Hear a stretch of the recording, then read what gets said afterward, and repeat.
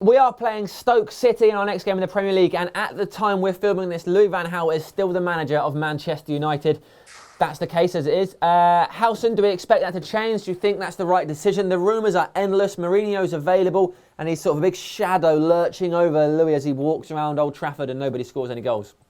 Do you know what it's like, mate? It's like the transfer window when we're linked to everybody and people are expecting the club to come out and say something, and the club aren't going to come out and say a goddamn thing. Nope. Only a week ago, the club was talking about how that they think Louis van Gaal is an absolute genius. So for them to be turning around and sacking him a week later, despite the results, just makes them look completely and utterly stupid.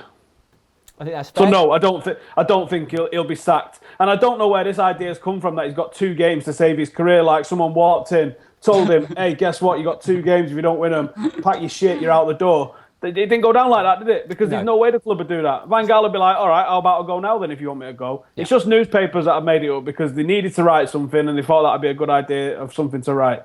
But if he does lose the next 2, then I do fear for him saying that. Gaz, weigh in. I think he's gone.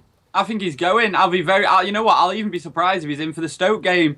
I don't think this is just newspaper talk. Carlson spoke about the way the club were going on about him recently. And yeah, but I don't think the people who run this club are very scared of making themselves look like idiots because they are idiots. But I think that it does look, I think it looks likely that he'll definitely be going. Maybe they will give him the Stoke game, but I think that while Mourinho's available and with the way that all the fans have reacted now, I mean, at the stadium, that was the loudest boo I've ever heard at Old Trafford, ever, even including Moyes. Yeah, I think he's gone. Adam, a slight twist on the game. I remember similar boos for Fergie against Blackburn in 05, but there you go. Adam, do you think Van Gaal should be fired? Do you think he should lose his job? What do you think should happen, in your opinion? If we lose the next 2 games, then yes, you're looking at... In my opinion, if he's lost the dressing room, he needs to go already. Mm-hmm. That's just a simple facts, because if the players aren't playing for a manager, no matter whether whether you want to keep him in or not, it's just no way you can go forward without changing the manager. But if the changing room is still behind him, then you have to stick with him and hope that it comes good. If it doesn't, then it looks like we need to make a change. But in the ideal world, results get better. We beat Stoke, we beat Chelsea, and we can look at it in the summer and maybe make a change again. But yeah, it's not looking good. The problem for me is, though, that before Van Gaal, before David Moyes, everyone was saying Jose Mourinho isn't the right fit for Manchester United. Now, because we're going through... I didn't say that. Now, because we're going through the shit a little bit, is everybody's favourite. And I just think you don't lower, you don't lower your standards, or in a sense, I know it sounds weird because Jose Mourinho is an elite manager, he's a fantastic manager, he's a winner, but I think the same reasons we didn't want him then, we shouldn't want him now. And if we want Louis van Gaal out because the performances and the football isn't as good as we want it to be, Jose Mourinho isn't going to get United playing attacking, free-flowing football the way we want to see it played. So there are drawbacks with Jose Mourinho, but saying that again, if we sat Louis van Gaal, as much as I dislike Jose Mourinho, I'd rather see him as manager than Ryan Giggs. Yeah, okay, fair enough. Now, let's talk about this game. Do you want to see youth or experience on the pitch? There's a lot of pressure, so do you think take the shackles off, give the young kids a go, or is it too much pressure? Do you want to see... Because we saw a few of the older heads come back into the team that have been missing against Norwich, and it didn't really do anything, did it? I don't know. Go on, Gaz, you started speaking. Sorry, I don't know. When I looked at that team for the Norwich game, I thought, that's a strong team. I thought that is a strong 11. I thought that front 4, I was saying if we can't score enough goals to beat these, then there is a serious problem. So for me, I'd pick, because we've tried youth and we've tried the experience, I'd pick the same team and just hope that it gets better, because I feel like there's not really anything different that we can do. And this is why even I'm starting to think that maybe it's time we have a different manager in charge, because I just don't think there's anything that Louis van Gaal can do now. I think he's tried absolutely everything, and I feel like at times during games this season, it really has looked like we've run out of ideas, and I think that that's just going to continue now. I mean, I don't know what must be going through his head if he is going to be in charge for the Stoke game, and I think that honestly, I know this sounds ridiculous, but I kind of think our only way of winning this game, I think if Louis van Gaal's in charge, then he knows he's going soon no matter what. If he wins, he still won't make it till the end of the season. And if he is still in charge, I can't see us winning it. Okay, fair enough. Howson, Sorry. what do you think? Howson's looking at me like that. I just got to completely disagree there with Gaz. Even if he wins, well, why is he still there now? Even if a win's not going to save him, why wouldn't I know it's ludicrous. I don't think he should be there now. I mean, I think they should get rid of him now. And they're not going to sack him on the Sunday before a match on the Monday. So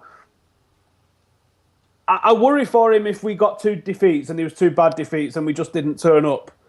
But when you analyse where we are in the table against everybody else, and there's always mitigating circumstances for what everyone's doing, Manchester City were tipped to absolutely walk this league. They've signed a couple of defenders at 30 million quid each, and I always say the money doesn't mean anything, but they've signed 2 allegedly world-class defenders in, Otamendi and Mangala. But when Kompany's out, they can't keep a clean sheet and they can't win a game, and that's their excuse. Oh, Kompany was out. And we just blew it again. City have got a worse record than we've got in the last 13 games. Hang on, shut it. But we look at our own.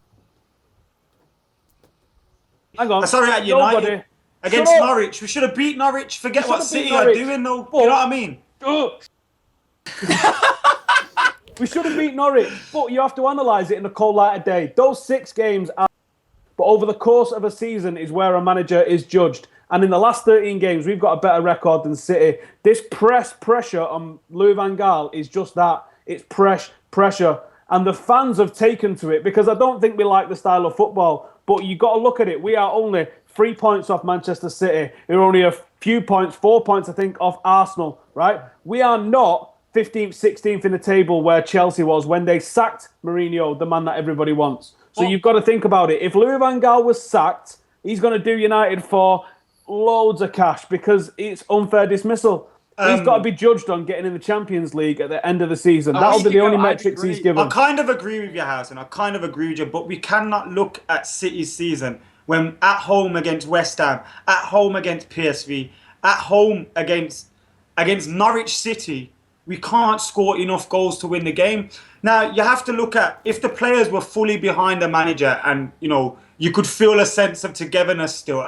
We felt that a lot under David Moyes. At times, you felt at the start the team was together and we could possibly pull through it. Under Louis van Gaal as well, I remember last season, even though the football wasn't the best at times, you felt a togetherness amongst the team, and we're not feeling that at the moment. And I want Louis van Gaal to turn this around. I want it to just be a bad run of form. But you feel like he's lost the dressing room, and I don't think you can keep looking at City. Yes, the league's competitive. It is. It's madly competitive. And yes, the position isn't that bad. But if things continue out as they are, we're not going to finish. We're not going to finish in the top 4. After a run of 6. I agree. But if he's lost the dressing room, there's no choice. Matches. I think the fact that City are even ahead of us is actually a negative for Louis van Gaal. It's not a positive that we're only 3 points behind them because of just how bad all of those teams above us are. And I know we can't be comparing managers. I know we can't be comparing managers. Sam, you chip in. What's your thoughts? We can't be comparing managers to Ferguson all the time. But we'd have run away with this league. I'm delighted that we can provide this level of light relief at Christmas time. When people are hard up, we live in an area of austerity, and Katie Hopkins and Donald Trump and some really terrible things in the world. And we can provide this sort of light relief and make you feel a bit better about yourself. Guys, what do you prefer, a mince pie or a Christmas pudding? Christmas pudding. And Christmas pudding. Howson, go decide and vote. Yorkshire pudding. Hello, now we're talking. Right, let's go to teams. My opinion, Adam, if you want it, is that this is an incredible... I find it more sad than anything because Louis van Gaal does seem to have lost the players to some extent. They aren't performing. And a part of his plan seems to really work in the defensive side. But the reason I find it so sad is that the calls to sack him, I think, are slightly unfounded, mostly out of frustration, but it's still not been a good season. But it's a case of, so you want to sack him, that's 2 managers in 3 years. You want to bring in Jose Mourinho, who historically is the opposite ethos to what Manchester United are. And ultimately, there's got to be something, there's got to be a soul to what we all support. There has to be a reason that we love Manchester United. And if we're now in an era where managers change as much as players, and you see Carlo Ancelotti moving around and Jurgen Klopp, and you say, What is it that we believe in Manchester United if we've fired 2 managers in 3 years and we've brought in Jose Mourinho, the guy who we know is so short-term and doesn't promote youth? Yes, he will definitely do very well for 2 years, there's no question. He might even do well for 3 or 4 years. But what are we left believing in? What is the point in supporting Manchester United if it's all just gonna change and Will it just become everybody else? That's exactly Everyone else that we ridicule. That's exactly not it. Man United. That's what. And Louis van Gaal at least has a chance of offering something different, and it's not working. Does he? It's not. I'm not saying it's working. And then you wait and you find something else. Everybody is really anti Ryan Giggs because he doesn't have experience. But my question would be, what experience do you say is okay? If he goes to Everton, a decent Premier League club, and does 10 years, that wasn't enough experience for David Moyes. If he goes abroad and does Benfica and does really well, then you go, well, he's never managed in the Premier League. There is no level of experience that would qualify Ryan Giggs to manage Manchester United. So one half of me says, then just give him the job if he wants it, because he knows more about that football club and how to run it than any of us. However, equally, he has no experience, so how can you give him the job? It's a really difficult situation. I don't think there's an easy solution, but I definitely don't think just calling for the manager after a bad run of form, and ultimately it could prove to be a bad run of form, is the right thing to do, because then what is the point of anything? Just Sam. drop that mic. Sam, Drop that mic. Just call it quits. Come Man, you know that's done. FullTimeDEVILS. Anyway, He's done it. Open cans of worms and. I know. Now let's do the team, shall we? Gaff, who's in your team? 1 second, let me just get it up on my bloody phone. I was just took aback by what you just said then, Sam. That was beautiful in a way. Thanks, mate. It was awesome. I've don't gone ask for... for your opinion more, Sam. I don't often give it. Here's my team. I hope we win. I hope Louis van Gaal stays forever and is absolutely brilliant. The only reason I want him gone, I don't really want him gone, but the reason I'd probably prefer Mourinho in is because I don't think we're going to get any better. But anyway, here's my team. David De Gea in goal, Ashley Young, Phil Jones, Chris Smalling, Daley Blind, that's my back 4. My 2 centre mids, Michael Carrick and Morgan Schneidlin. And then on the left, I've gone for Marshall. Behind the striker, I've gone for Herrera. On the right, I've gone for Mata.